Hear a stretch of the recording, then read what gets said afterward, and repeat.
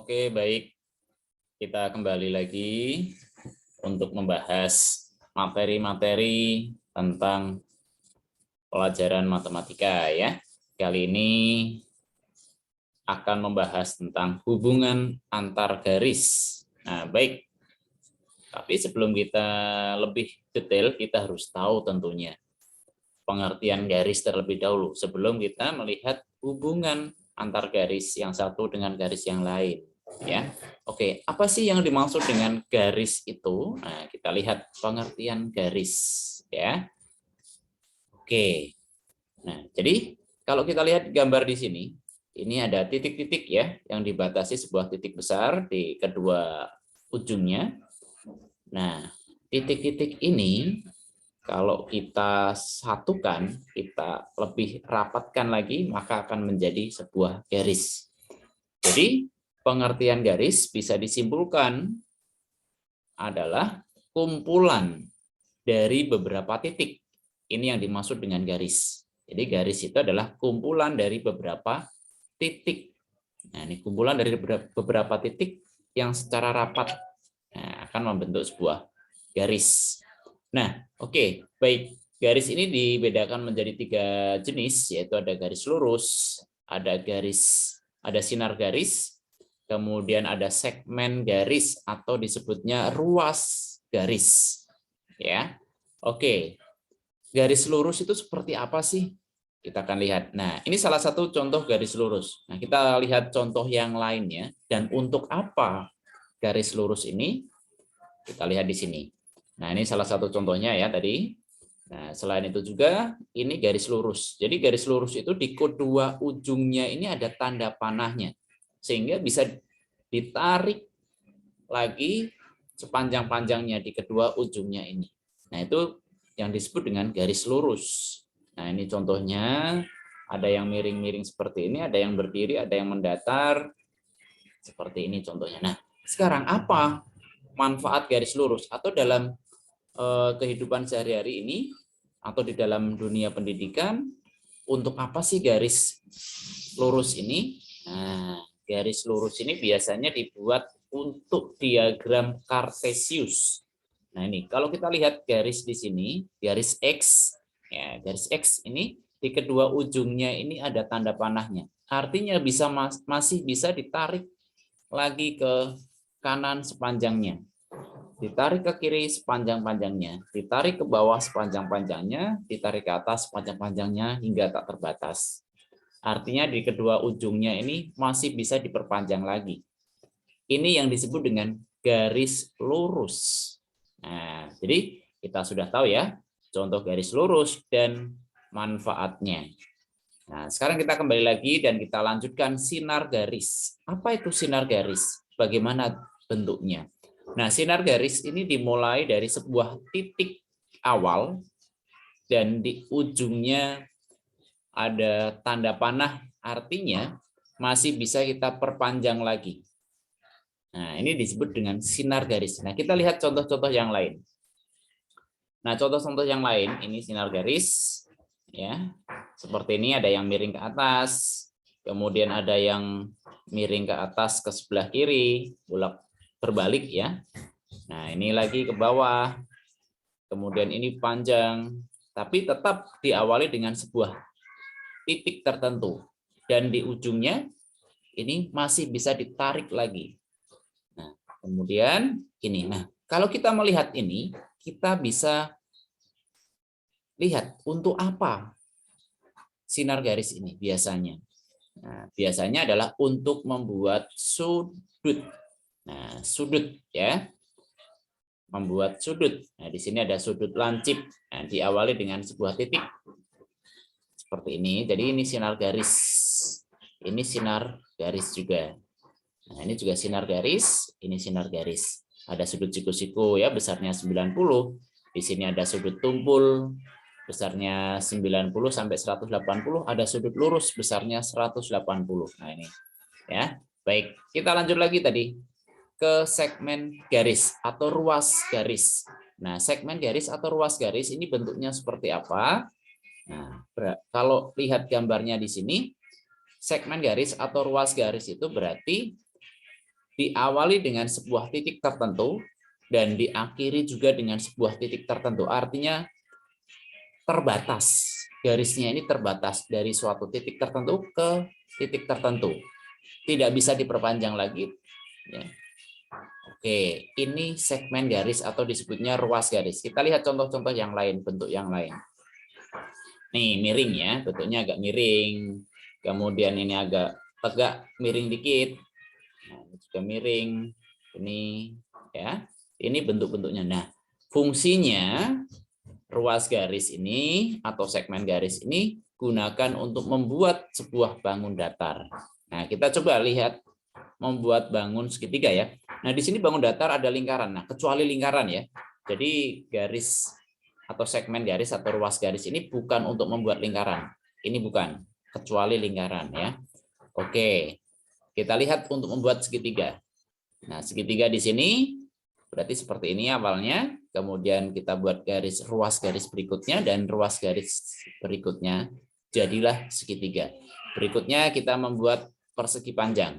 Kita buat ruas garis, tegak, datar, tegak lagi, dan datar lagi, maka akan terjadi sebuah persegi panjang. Oke, baik. Ya, ini berkaitan dengan macam-macam garis. Jadi garis ini dibedakan menjadi 3 macam, garis lurus, sinar garis, segmen garis, atau ruas garis. Dan manfaatnya dalam kehidupan sehari-hari atau dalam dunia pendidikan tadi sudah kita bahas.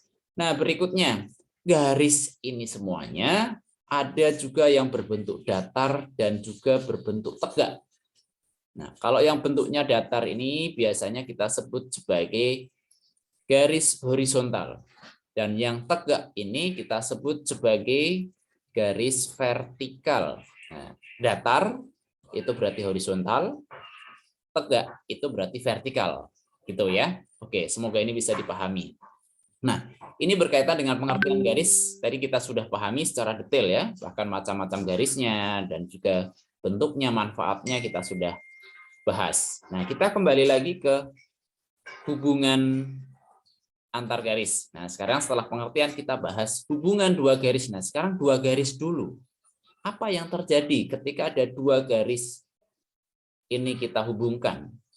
Kita lihat di dalam sini. Nah, hubungan dua garis ini apa saja? Nah, ketika dua garis ini kita hubungkan, maka akan membentuk yang namanya garis sejajar. Ini yang pertama. Ada 3 macam. Ya, yang garis yang bisa terbentuk dengan dua garis. Nah, oke. Hubungannya ada garis berpotongan dan juga garis berimpit. Nah, oke. Kita lihat satu persatu. Garis sejajar itu seperti apa bentuknya, ya. Garis yang sejajar kita akan lihat. Nih, garis sejajar. Nah, garis A. Ini anggap saja garis A. Dan juga kita buat garis B. Nah, ini berarti dua garis yang sejajar. Nah, ini disebutnya adalah garis sejajar. Dua garis yang sejajar. Oke. Nah, ini juga sama, tapi dalam bentuk agak miring, ya. Ini juga sejajar.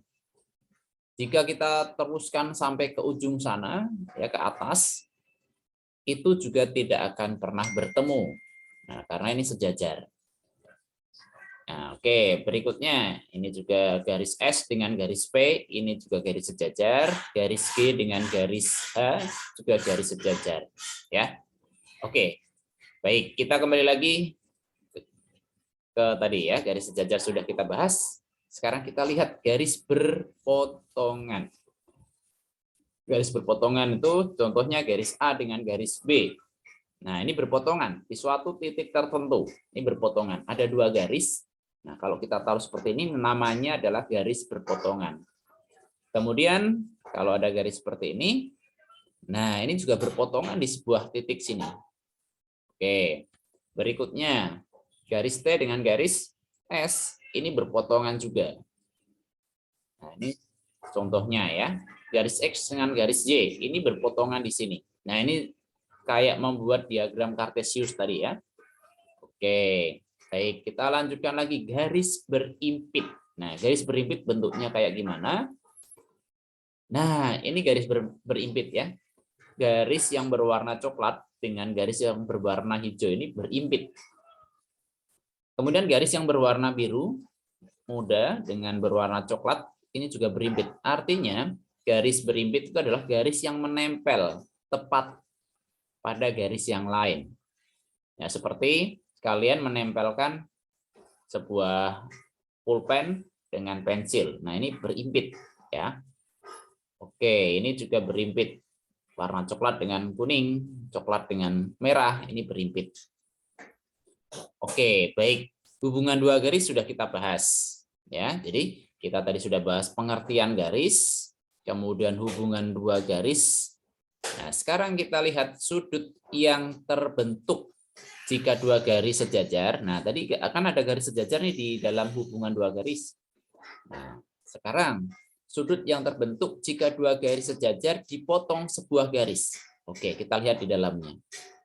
Nah, sudut. Nah, ini sudut ya. Tadi juga sudah kita lihat sudut itu di dalam pembelajaran tentang sinar garis ya. Oke. Sudut yang terbentuk jika dua garis sejajar dipotong sebuah garis. Nah, dua garis sejajar dipotong oleh sebuah garis.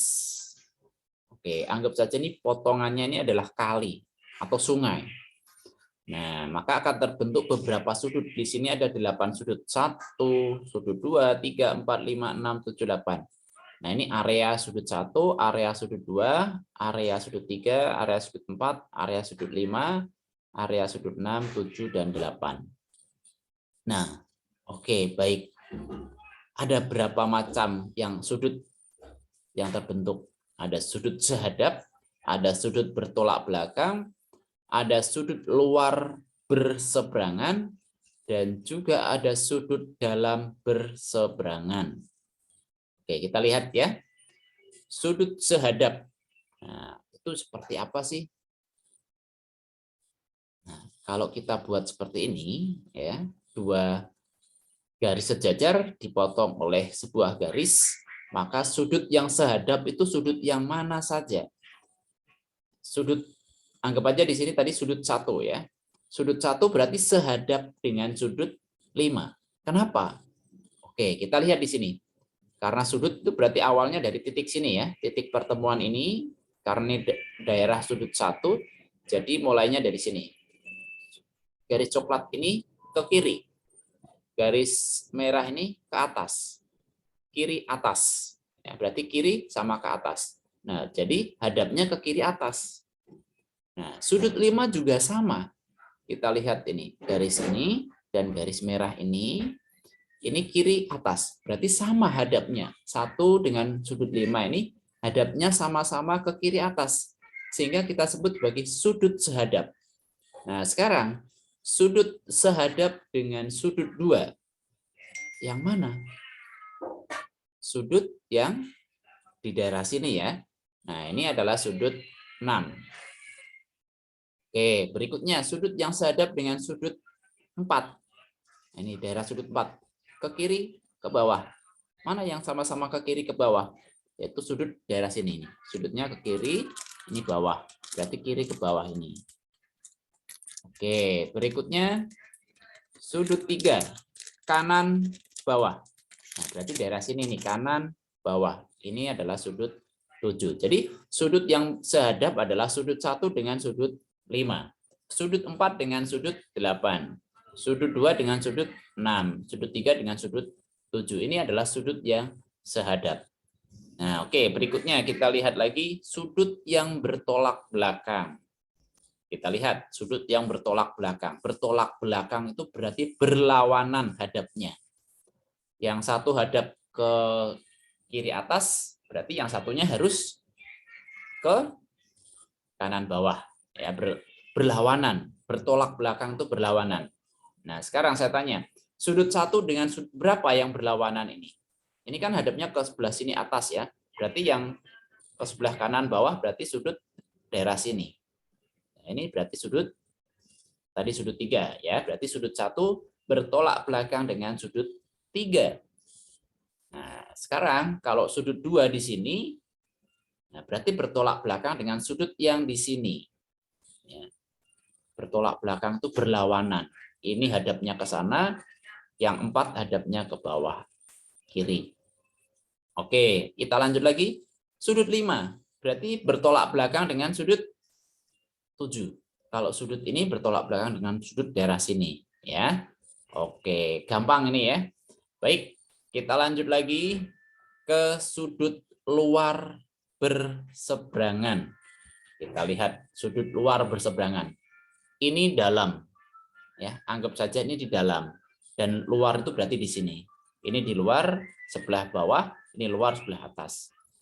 Nah, anggap saja ini jalan, dan ini yang merah ini adalah sungai. Ini jalan, dan merah ini sungai. Nah, jadi kalau saya tanya, sudut 1, ya, ini sudut 1, ini yang berseberangan, luar berseberangan yang mana? Jalan. Nah, berseberangan dengan jalan tapi luar. Berseberangan dengan jalan dan sungai. Jalan dan sungai. Berarti kalau misalnya di sini benar enggak? Tidak. Kenapa? Karena tidak berseberangan dengan sungai. Harus berseberangan dengan jalan dan sungainya ini tadi. Berarti yang di sini. Ya. Kalau di sini misalnya berseberangan juga nih, berseberangan dengan garis merah atau sungainya. Nah, tapi tidak berseberangan dengan jalan. Ini jalan. Ya, tengah-tengahnya jalan. Jadi harus berseberangan dengan jalan dan sungai. Kalau luar itu berarti berseberangan dengan dua-duanya. Jalan dan sungai. Berarti yang daerah sini. Kenapa tidak di sini? Karena ini berseberangannya hanya dengan jalan saja, tidak berseberangan dengan sungai atau yang garis merah. Nah, sekarang kalau yang sudut 2 ini berarti berseberangan luar dengan ini. Nah, sudut luar berseberangan 2 yaitu adalah sudut 8. Oke, ini mudah ya.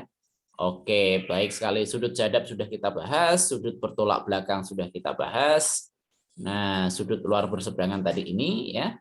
1 dengan 7, 2 dengan 8. Nah, sekarang sudut dalam berseberangan. Nah, dalam berarti yang luar sudah kita abaikan saja. Berarti yang dalam yang ini saja. Nah, kalau dalam itu berarti berseberangannya hanya dengan sungai saja. Nah, oke. 4 dengan berapa berseberangannya? Dengan 6. Berseberangan kan? Nah, oke. Berseberangannya harus menyilang. Oke. Ya. Kalau 3 berarti dengan daerah yang di sini berseberangannya. Dengan 5. Ya. Nah, bagaimana dengan sudut 1 dan 2 ini? Disebutnya apa? Sudut 1 dan 2 ini? Sudut 1 dan 2 ini disebutnya adalah sudut pelurus. Ya, sudut pelurus, tapi kita tidak pelajari saat ini. Kita pelajari di pertemuan berikutnya atau di video berikutnya. Oke, baik. Ya. Semoga ini bermanfaat dan jangan lupa untuk tonton. Ketika kalian masih belum paham, boleh ditonton ulang lagi. Dan juga jangan lupa untuk di-share ke teman-teman yang lain yang dimanapun itu berada, bebas. Kalian boleh share ke siapapun. Ya, supaya ilmu ini bermanfaat untuk orang lain. Dan kamu dengan menyebarkan berarti sudah berbuat baik untuk memberikan pengetahuan kepada teman-temannya. Oke, baik. Dan saya akhiri. Sampai jumpa di video berikutnya. Jangan lupa juga untuk subscribe ya.